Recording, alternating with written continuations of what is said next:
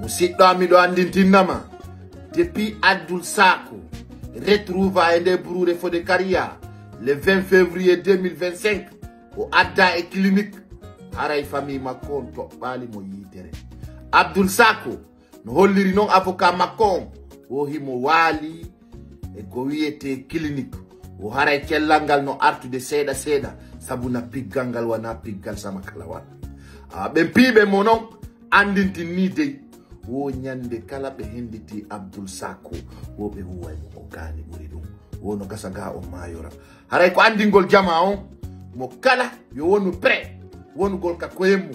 andita dow yiɗugol hoore mum wana anyugol goɗɗo sabuna jama lagine on ɓe wallete ha maya hande wonnoɓe wiide ɓe fo Abdoul Sako il est l'homme il faut qu'on l'aide jonno honto wona assisted joni hay si ɓe faalamo yiide ɓe wata yaade ka woni ɗo lagine ɓe wallete ha yolloɗa ɓe wallatama no jawrira ha si ɓe yollima ko anda fonkon no jawrata haray ko wattangol yila wattangol dow piji ɗi jila fota fota ami andinay o jama kala jokkuɗo ɗo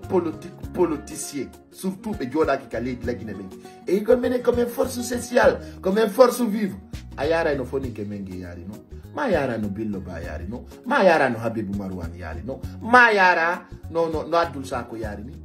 parce que andi jamande ɗa wolana ɓe gonga ɓe wattama en direct jo kono kamɓe wonɓe darade ɓen fof goto ala yaade dartoɗum no mi yirata ni yimɓe no inna Mamadi Doumbouya ya waɗi ɗum onon ko ndu waɗ ɗum onon ko ndu waɗ ɗum rien absolument iɗon jooɗi tun ɗon fena fenta joni noon penale ɗen hakkilumbi ɗe mo feni ɗo fenade nde kelɗa menen tigi yarata hollama mamo fenda e hoore mo yaltata ndemantisa na wuule nano woniri donc aɗa jama yo watta yila fota yimɓe ɓen no doit ƴedde koyte comme prise de conscience wattana yila haray ka tigi tigi e jama si wattana lila koko alana wonana duɗɗata ɓe donc haray ko andi kollon haray Abdoul Sako do o wona bonneta ɓe sofinimo moƴƴa non ɗum ɗo jama fof no reconisi ɓe beppinimo ha yoni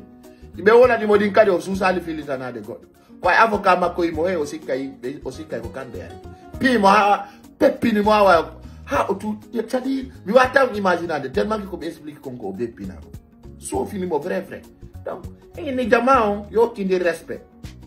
ona o wiyani ɗo faala désordre on va voir pays on no commanda ka tigi tigi piji ɗin ɓe laafi few haray mo kala koye wattan yila ko woni ko ngarde mo wattana lila minen dow kala ko fewndi men baƴitanayi jama o haray ɗum ko teddungal e moɗon ka tigi tigi piji ɗi fuɗɗike change de on jarama musidɓe an le pays commandé